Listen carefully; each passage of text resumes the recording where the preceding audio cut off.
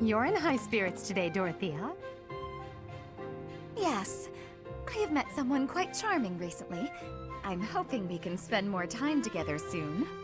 Well, I wish you the best of luck. I wish I had some advice to offer. Alas, I do not. Don't worry too much about it, Adi. I'd guess romance isn't really something you're interested in anyway. I'm not completely disinterested. Oh yeah? Is there someone you have your eye on? To be honest, there's nothing resembling romance in my life at present. It's not that I'm disinterested. I'm simply too busy with other endeavors. I have no time to spare for such things. That's not surprising. You're not just any old noble after all. Anyone who has feelings for you, well, they're in for a pretty complicated life. True. And I can't ignore the possibility that I may have to marry for political purposes. I doubt I'll ever have the opportunity for a passionate romance as long as I live. That's no way to talk. You meet the right person and boom, you have passion to spare. Could be someone you've just met or someone you've known your whole life. There's no telling how life will go. Something could even spark between the two of us. You and I? Now that is an entertaining thought. If such an exciting future is in store, I look forward to it. Oh yeah? That's awfully sweet of you, Adi.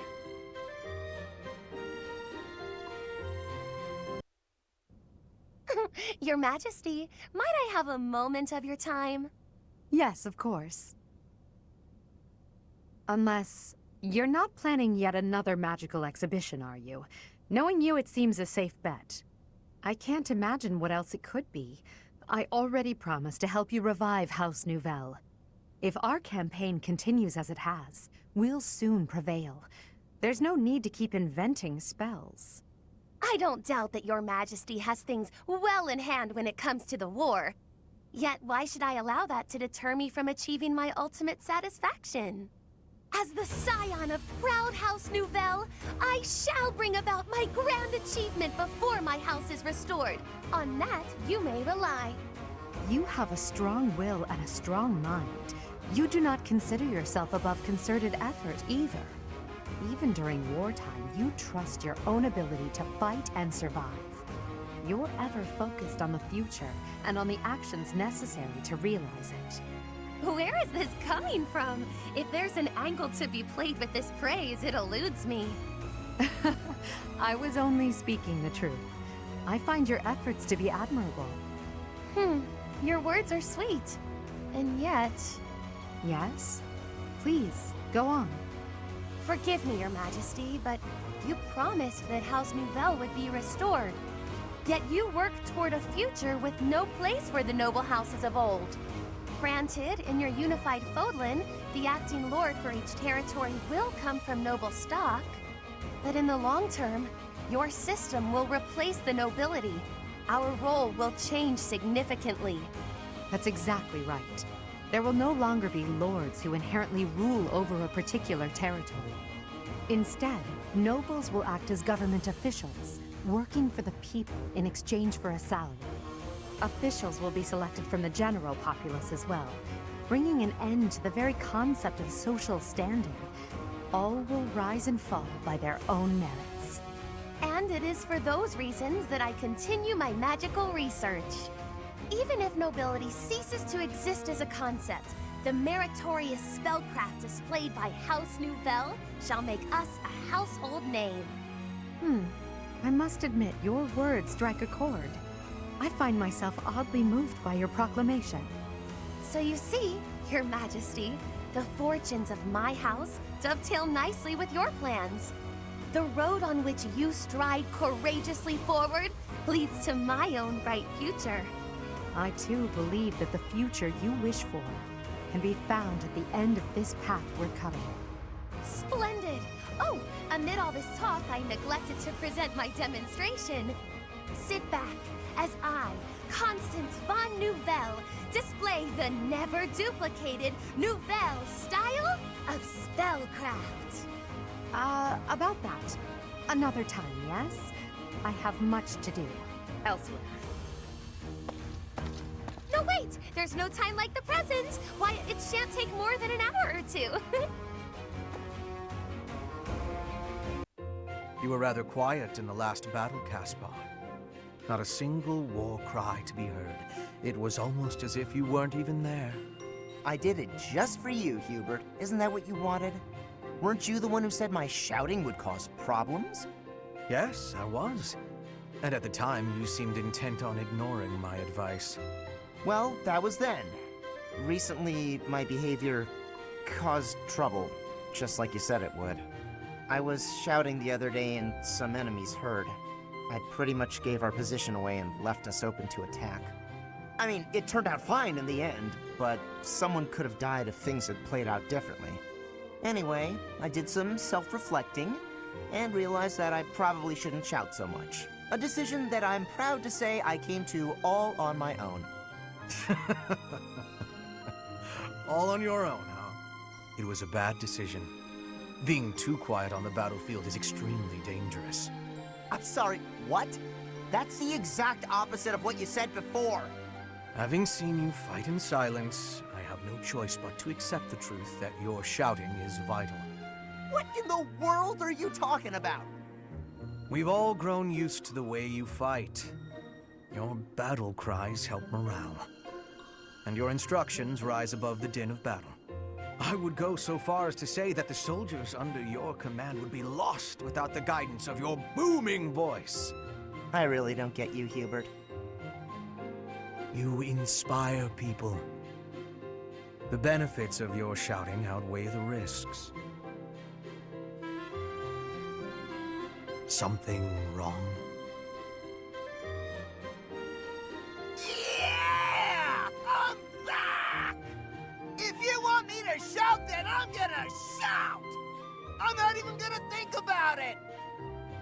I knew you'd come around! Don't get too excited. You'll be ambushed again.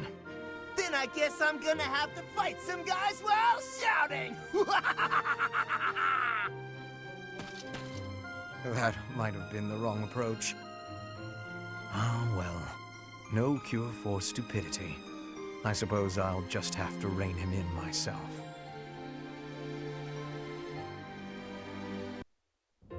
Hey, Dorothea. Something's been bothering me. I kind of feel like you act more casually around me than you do with other people. Casually? I don't know what you mean.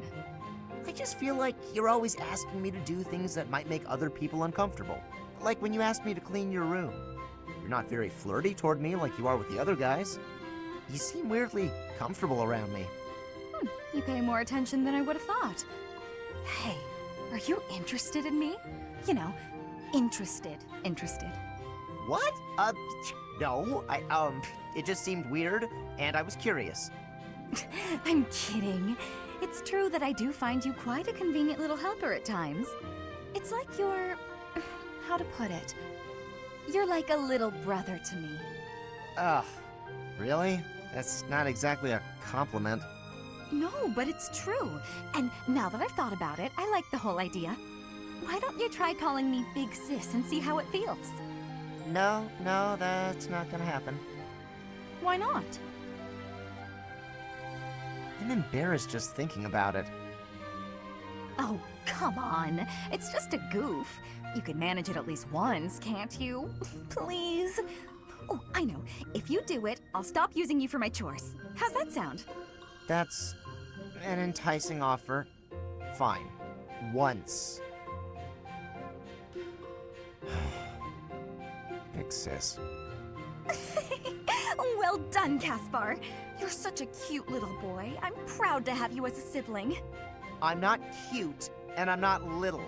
How would you feel if I made you call me Big Bro? Oh? Well, I wouldn't mind that at all. Big bro. Is something wrong, big bro? Oh, this is the worst.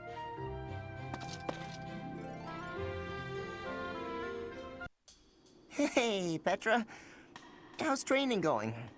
It is going well. I am not having any troubles right now. Good. At least things haven't gotten worse, right? So, Did you hear what happened the other day? The professor really... Caspar. Oh, whoa! Okay, there's no need for that. You are the son of my father's killer. That means I must be killing you and taking revenge. What? I thought you said it wasn't a big deal. We're not our parents and all that. Your optimism is not making sense. It is not possible that you are not having hatred for me. My father was killed. By the Empire. By your father. And so I will be impaling you on this blade to be satisfying a deep wish of mine. A deep wish? What are you talking about? I am talking about my wish. Of course, I am also having another wish. An even deeper wish. I wish for you and I to keep being friends. To keep fighting and surviving together. When you are speaking of your father, it is with a proud smile that injures my heart. But that is only a small thing. You also are working harder than anyone I am knowing, so I can't bring myself to be killing you. I see. So you do hate me because of what happened, but you still want to be my friend? You haven't stabbed me yet, so you obviously want me to live more than you want me to die. I hope. That must be the truth. More than all of it, I am not wishing to be losing you. It would give me great sadness. Oh, okay, that's a relief. I don't want to lose you either, and I definitely don't want to fight you. To be honest, if things were the other way around, I don't think I'd be able to forgive you. I'd hate you, and I'd hate myself for feeling that way. Caspar. But you're not like that. You see me as your ally and your friend. You had the chance to kill me, but you used it to show me that you want me to live. You really are an incredible person, Petra. I want to be more like you. I want to prove that I'm a good friend. I promise, you won't regret letting me live. You have my gratitude for your understanding. Hearing your words gives me great happiness. I was always feeling a barrier between our hearts. I am sure I was also the one putting it there. But from now onward, I will be sharing all of my heart with you. My grief and anger, joy and love, all of it. I'd like that, Petra. From now on, we'll be more honest and open with each other. Hunting? Really? There's no way I can do this. Goddess, why couldn't I have stayed in today? Bernadetta, is this a trouble you are having? I heard that the duty to hunt is yours today. The duties all got assigned while I was holed up in my room. Do not be worrying. I can show you the way to hunt well. Oh, okay then. When you see a beast, you are thinking of it as an enemy. That is how prey thinks. You must think of the beasts as food. That is how the hunter thinks. So it's not an enemy, it's food. But, how is it food when it's still alive? You pick the vegetables from the field. Those have life too. It is the same. You take a blade in your hand and take the lives of the vegetables. You cut their stalks and harvest without mercy. They do not scream, but you are still their killer. Killer? Fruit ripens and falls to the ground. The seeds sprout, and a new life is born. That is life's cycle. It has cruelty, yes, but you must end life to eat. You must be killing to be living. Maybe, but I don't know if I want to be some kind of vegetable murderer. It is the same for rabbits, deer, pheasants. The only difference being that they cannot cry out. You must do what you must do to be living in this world. It is your task. A task. Yes, just a task. A completely mindless task. Feel it. There, in the grass. Prey is moving. Just like a vegetable in the wind. Give it an arrow, just like you would give a vegetable a blade. It is just your task. Right. That makes sense. It's just like cutting a stem. You are now a hunter. You have learned how to hunt. I am? I have? Oh, good! What a relief. You have understanding now, I can tell. Great! Leave it to me. I'll hunt down my prey just like their vegetables. I have belief in you. Aw, thanks, Petra. I can do this. Make way for Huntmaster Bernie! Have luck, Bernie. Ow! What? No! Stay back! I'm sorry, Mr. Rabbit, I didn't mean it! Why are you the one chasing me? Ow!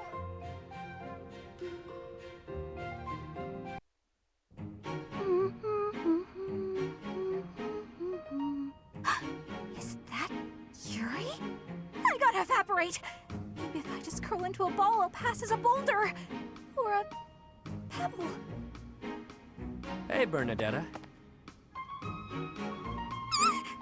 You can see me? Clearly. You're a tricky one. Always trying to hide when I'm around. Sorry. Please forgive me. If you want forgiveness, then explain yourself. But make it quick. You always ramble on. Well, when I was little, my mother and father, they... You've got to be kidding. Cut to the chase, please. You remind me of one of my old friends. Oh, come now. Whoever this friend of yours is can't possibly compare to me. I'm telling the truth. All right, all right. What was this friend like then? The way you run and hide from me, they must have been a real piece of work. That's not it at all. He was the assistant to the gardener at our estate. My friend was gentle, trustworthy, gorgeous, and, well, he was the only person who was ever nice to me. We used to run around the gardens playing together. And why is it you keep running away from me? That's... do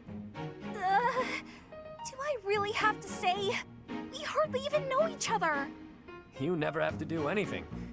But if you don't, you and I won't have a shot at knowing one another, and you'll carry on avoiding me forever.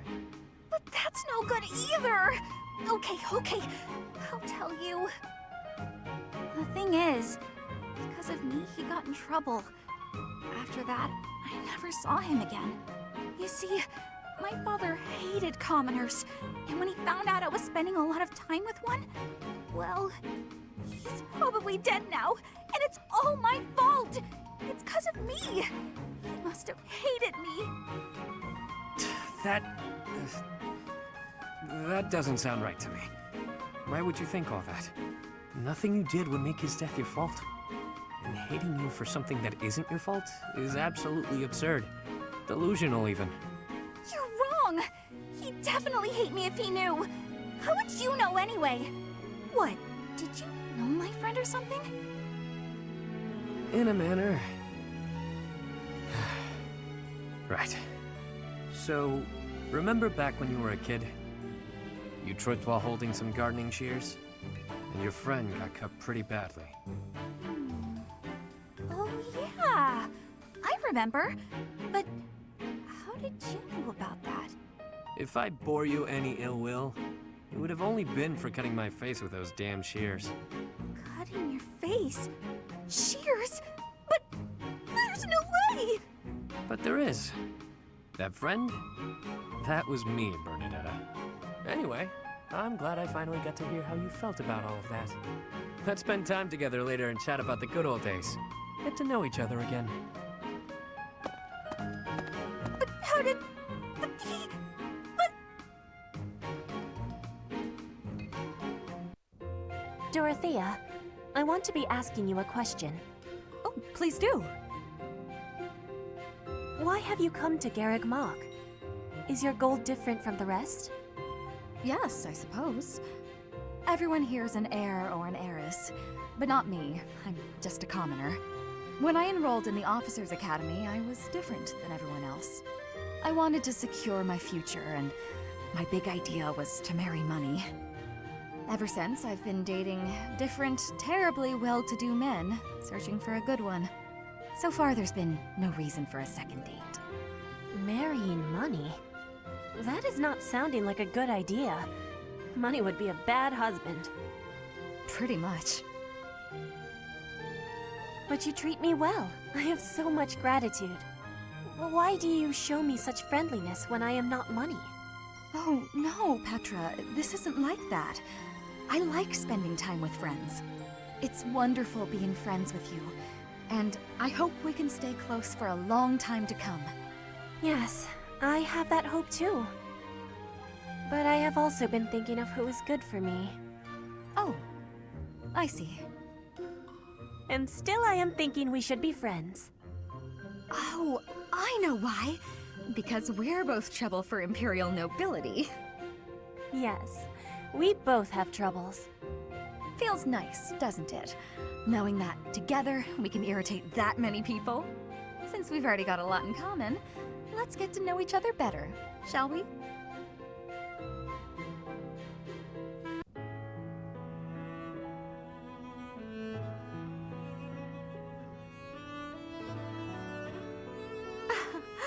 I never imagined I'd see you again. Indeed. Emil, I've missed you so much. How long has it been since we last spoke? Since you left House Bartels, I was 8. And just look at you now, all grown up. I notice that you still indulge in sweets. It makes me happy to see that you're still the same in some ways. It has been some time since I've tasted such a thing. Well, of course. That's because this is a recipe only Mother and I know of. Oh no, you've gotten crumbs all over your face. Sit still while I wipe them off. Stop it. Oh, come on. Allow me to be your big sis. It won't hurt you to indulge me. Mercades, the little brother you once loved, he is no longer here.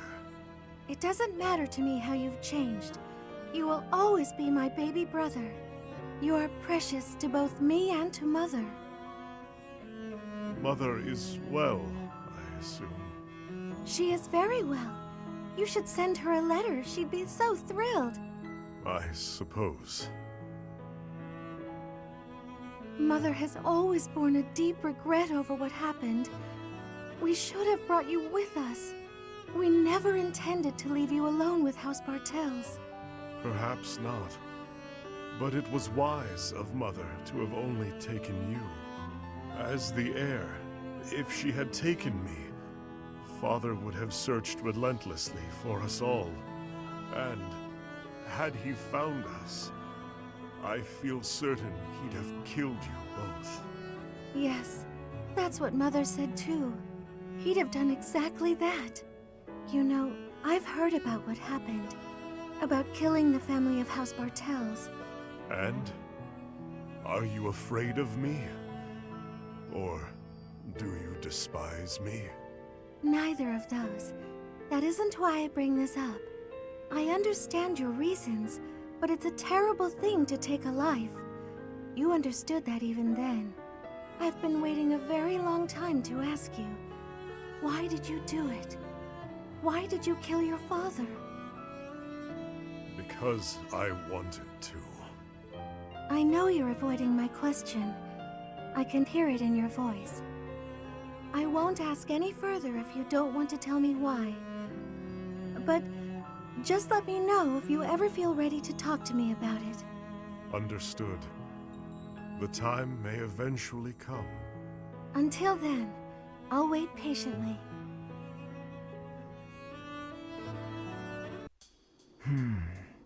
Ah, yes.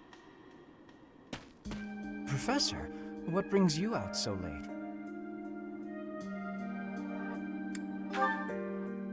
I've been worrying about something.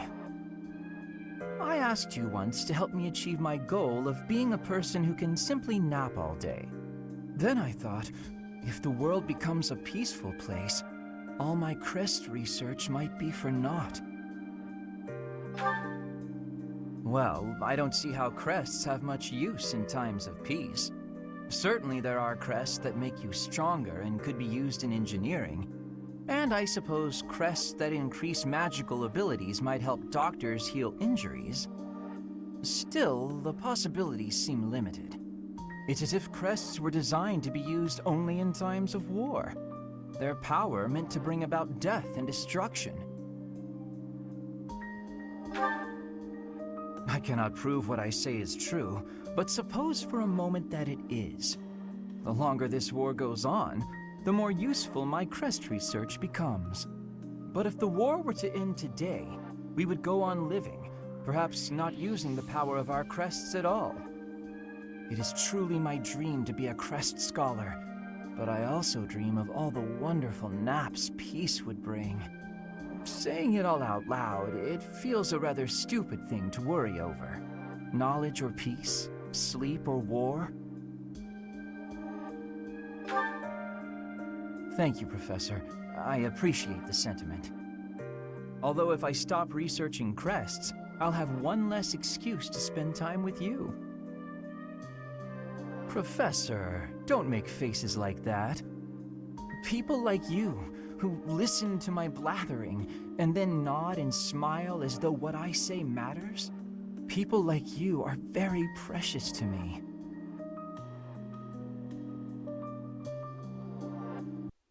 Linhardt, at least try to do some training. Use a staff, or a rod, or a broom for all I care. My apologies, but I cannot train right now. I have plans for later and don't wish to tire myself. Caspar invited me to train with him, you see. You slept through the whole debate, didn't you? Fine, I'll summarize it for you. Not the whole debate. I closed my eyes only after I knew what reading would cover the topic. There you are. Don't tell me you were sneaking out to do some training. Of course not. I was sneaking out to avoid you. How did you find me this time? A mere coincidence. Why would you wish to hide from me? Because you're an awful nuisance? Why do you pester me so? To ensure that your talent is not wasted due to your lack of...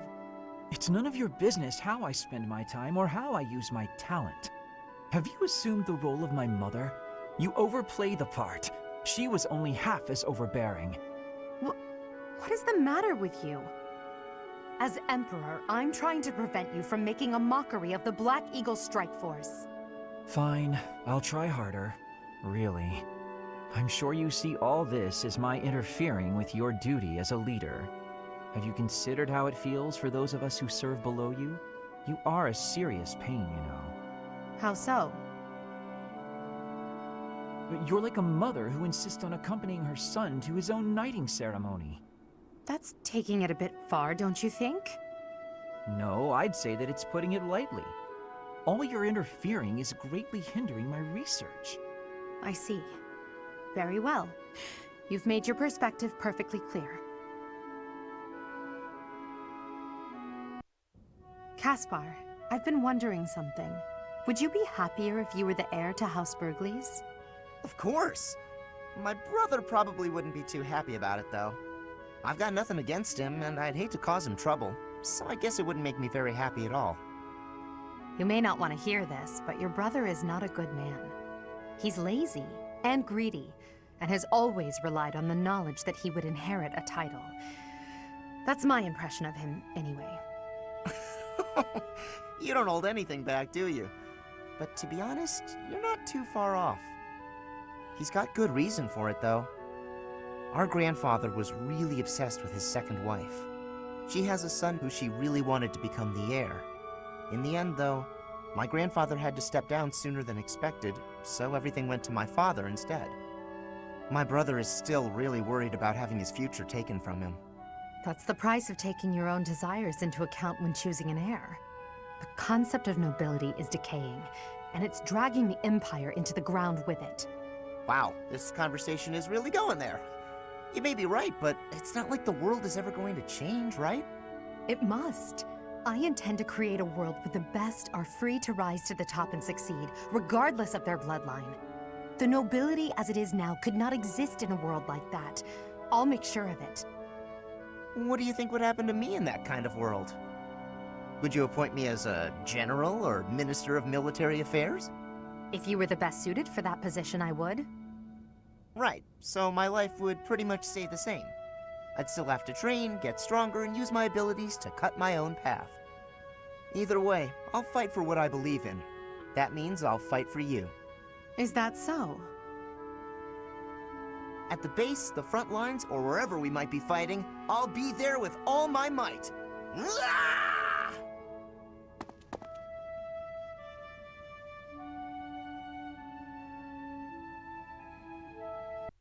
I have been watching you in secrecy, Edelgard. But you and Hubert were noticing me, correct? Well, if you intend to shadow us like that, you can be sure it won't escape our notice. Hubert was primed and ready to remove you. I ordered him to stand down. You have my thanks. I have been making a decision that I am wanting to learn from you. I was thinking it was enough to be shooting one bird with one arrow. But after speaking with you, I trained with hardness. Now I can be shooting 2 birds with 1 arrow. 2 pheasants? Are you implying that... Yes, a single arrow. That's astounding, Petra. It's perhaps a bit late to explain now, but what I was getting at earlier was actually... I am having a joke. You... come again? I really was shooting these birds with 1 arrow, but my joke is that I did have understanding about what you told me. I took it to my heart. Did you know? You are a person with great bluntness. I am admiring of you. As an emperor, a commander, a warrior, and a friend, you are excelling at all that you do. All of the Empire is resting on your shoulders, and that is including Brigid, too. I will not be falling behind you. I will be carrying Brigid on my shoulders, too. And one day, you and I will be facing each other, and we will be shaking hands.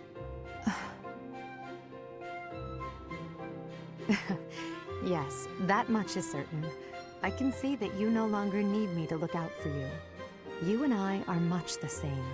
We dutifully shoulder our burdens and stand tall no matter what. It would be foolish of me to deny it. Your words give me great joy. And it also gave me joy to see you being flustered when I was showing you the birds. A cheap trick, to be sure, but inarguably funny. To think that you went to all the trouble of shooting 2 pheasants at once for the sake of a joke. Well played, Petra. We both are growing every day. I hope we will keep doing so.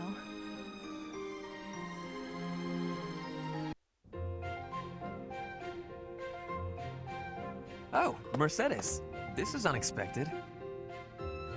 Hello, Ferdinand. Did you come to pray? I did. I quite like the atmosphere in the cathedral. It is holy and solemn. Perfectly suited to a noble, wouldn't you say? I guess so. You guess so? I think the matter is rather clear-cut. It is incumbent upon nobles that we pray regularly to the goddess. Even Edelgard, who opposes the church's methods, does not deny us the right to pray to the goddess. The piety of the nobles is a model for commoners. It teaches them the value of devotion. Absolutely. I know exactly what you mean. I couldn't agree more. These days, many nobles scarcely, if ever, pray. Look around. You and I are alone in this cathedral. It is really quite a shame. Well, I don't really know that I count as a noble anyway.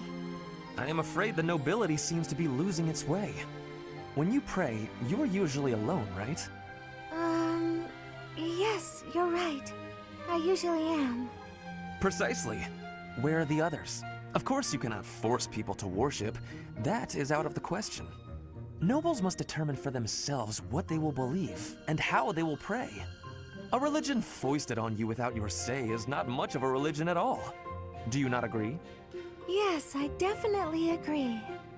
Definitely agree. On the other hand, we cannot stand idly by while... It was great talking to you, but I'm getting pretty sleepy. I'm gonna head off to bed. Good night. All in all, one has to conclude. Mercades, where did she go? I must have inspired her to go out and revive the faith. Perhaps I should do the same. I cannot let her show me up. Why am I having so much trouble fighting these tall guys? They're not even stronger than me. You've got to help me come up with a strategy, Linhardt. Is that not a waste of time? Even if I handed you a perfect strategy, something I've done in the past, you'd never follow it through. That's because your plans are always so complicated. But come on, I need your help. All right, I will share with you my tactical genius. I call this my secret plan. You already have a plan? You really are ready for anything.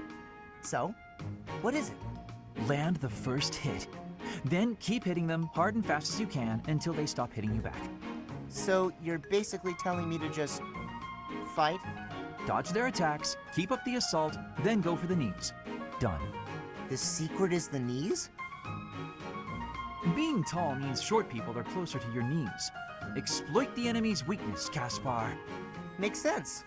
That doesn't sound like my style, though. I don't really want to exploit a weakness. Then go ahead and continue losing. Or you can listen to the rest of my plan. There's more? Fine. Tell me the rest.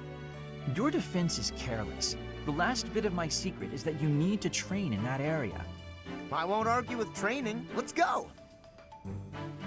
No, I don't think we should... It's been 5 years. You've got to be at least as strong as I am by now. Come on! You've even got that height advantage you're always going on about. You're the perfect training partner for me. Quit stalling and let's go! Fine, I'll train with you, but only for a bit. All right, Linhardt. Come at me again! Caspar, please. I need water. I need water. I'm gonna go get some. Bye. Huh? Hey! Get back here!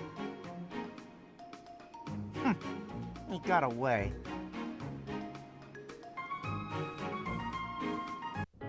Ah, here you are.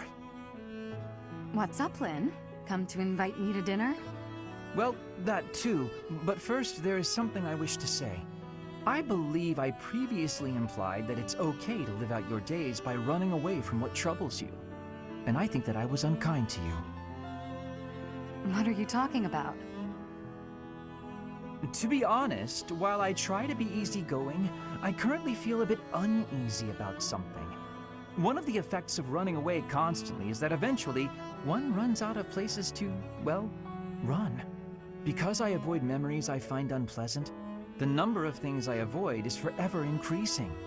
I've never learned to deal with the pain of my past, so I can never increase my tolerance toward new pains. And? That's all. But there are some nights where it really worries me. That's what you wanted to say? It'd be the same if you weren't avoiding things. You'd just be up at night wondering what was coming next. Thank you, Lynn. I appreciate you showing me a glimpse of your real self for the first time. For the first time? Each time I speak, I show my real self. So, what about that conversation we had? Which conversation? When you said I was a great woman, was that true? Of course. You have too low an opinion of yourself. I thought you were just trying to make me feel better. I didn't really think you looked at me that way, Lynn. Why? Is it so strange? You seemed rather happy about it at the time. It's not weird. Okay, it's kind of weird. You're weird, Lynn. You know, I'm hungry all of a sudden. Maybe I laughed too much. Good. I was going to invite you to dinner. You were? When I walked in, you asked if I'd come to invite you to dinner. I said yes, but I can't be bothered to walk into town. Shall we visit the dining hall? What? Oh, fine. Show me this easygoing way of yours.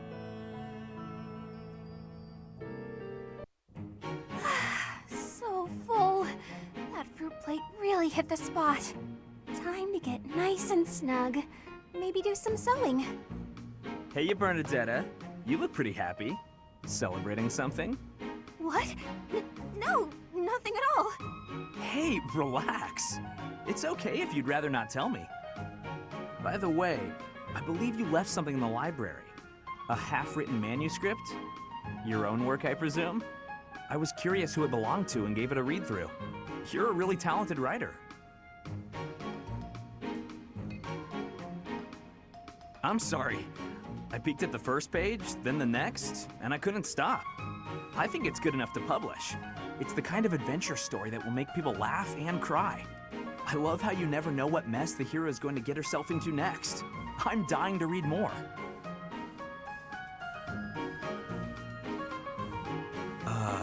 Your mouth's hanging wide open. Bernadetta, are you okay? Sorry, was someone talking about a story? Yes, that would be me. I read your book. You read my book? Yeah, and I loved it. I'm so humiliated. Please forget everything you read. Humiliated? No, I think the word you're looking for is humbled, because... And she's gone. Now, what do I do with this book?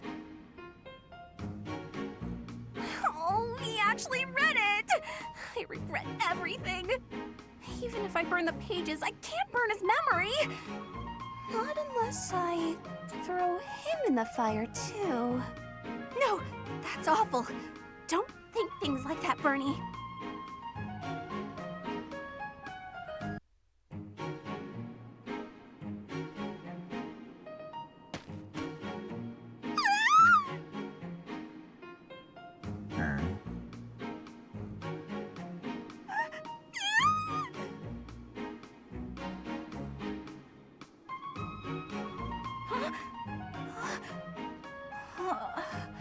I must have had a nightmare.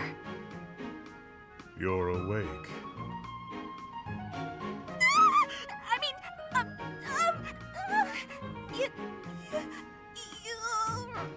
Jeritza.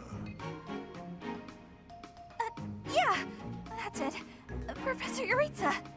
I am not a professor. Wait, what? You're not Professor Jeritza? Oh, yeah. Professor Jeritza always wears a mask. So then, who are you? Jeritza. I don't understand. Look, are you Professor Jeritza, or aren't you? Please make yourself clear. I am Jeritza, but I am not a professor. A Jeritza who is not a professor? So there are two Jeritzas running around the monastery? Oh, wait. Aha! I got it. I get it now. You're no longer a professor. Therefore, you're just Jeritza. Plain old Jeritza. Our professor isn't a professor anymore either, but doesn't mind the title. I guess I figured you'd be fine with being called professor as well. When I was teaching, it was simply a task, nothing more. I don't really get it, but it sounds like there's a lot going on in that skull of yours, Jeritza. Look, Bernie, what the heck are you even doing in the infirmary? You took one look at me and passed out. Huh? Don't be silly! There's absolutely no reason I'd faint at the sight of you, Jeritza.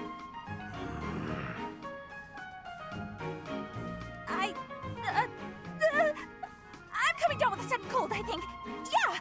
I've, gotta run to my room.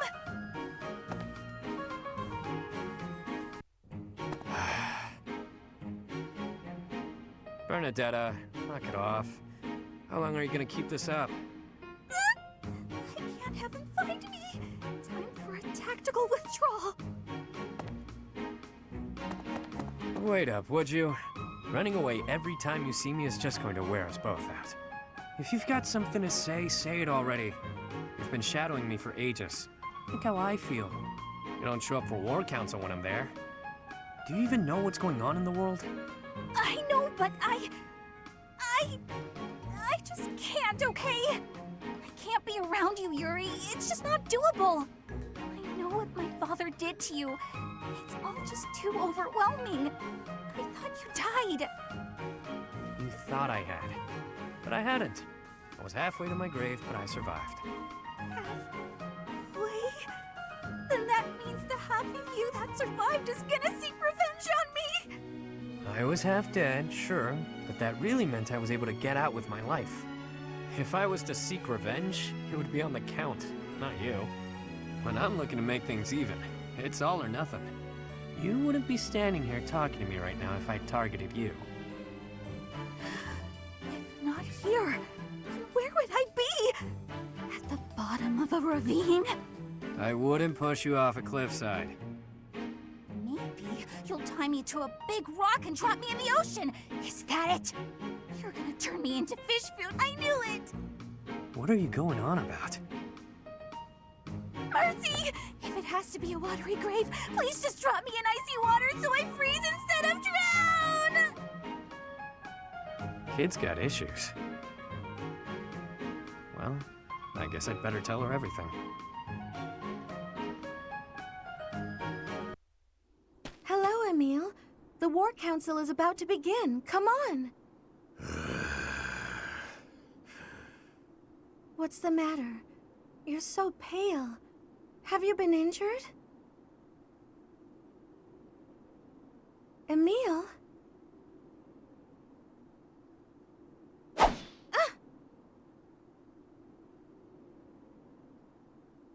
Must slay more.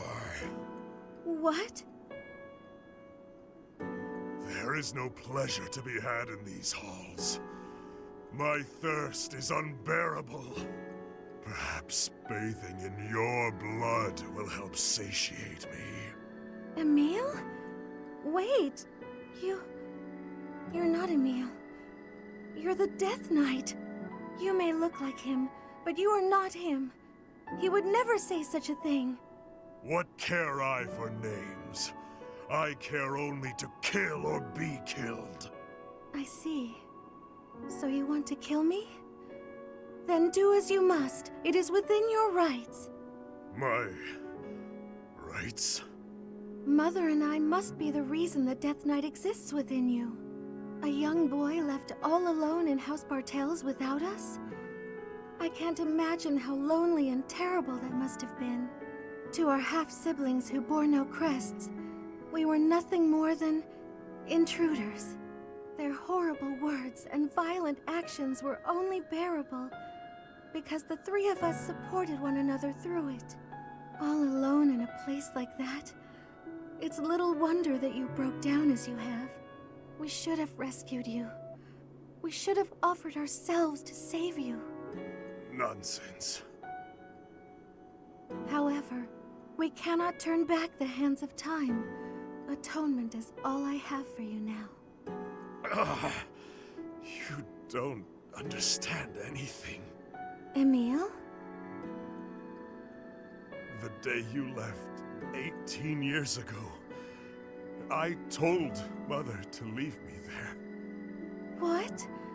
But why did you do such a thing?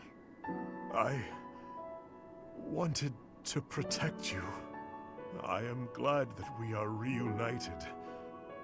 I am happy that you are alive.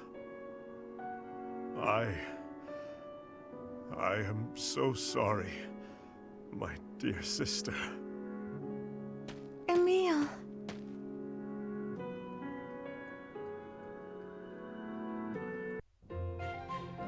It's time I fessed up, Yurikins. I saw the whole thing. What was it you think you saw? It looked like you were singing to the children in the alley out back. And may I say, you were fantastic. Your performance hit me right in the heart. That was a song from Mittelfrank's Imperial Capital show, right? Ah, the good old days. You must have come back night after night if you remember it that well. Perhaps a few times. I remember well how you looked upon that stage. You were the talk of the capital among all the nobles. Unsurpassable? Yes, that was it. It's hard to believe I'd run into that unsurpassable songstress in a place like this. Luck is on my side, as ever. I couldn't convince you to sing tenor yourself, hmm? You're talented enough for it. What are you getting at? Is this an invitation from the mystical songstress herself? Male virtuosos are hard to come by. Would-be divas are a dime a dozen, but men? Not so much. And they have to be talented. As good as I am, which is very talented indeed. I think you have what it takes. If you're interested, I can... Sorry, but no. No way in hell am I ever doing that. Goodness, you could have stopped at no. I can't think of anything more wretched than getting up on a stage to sing in front of a bunch of people. You didn't seem to mind singing for those children. The little ones weren't feeling well and couldn't sleep, so I sang them a lullaby to help. That's a far cry from standing on the same stage as you have, with all of those stuffy nobles staring at me. Truthfully, I'm not brave enough for it. Rein it in, Yurikins. It's the opera, not the battlefield. This isn't a life-or-death situation. Fair enough. Sometimes I forget what's a real threat and what isn't. But I must ask you to never bring up singing again. Not to me. Not if you want to keep things amicable between us. How can someone that good at singing hate it so much? Ah, Dorothea. What are you doing here? I was actually waiting to see you. Were you going to invite me out to dinner? I accept.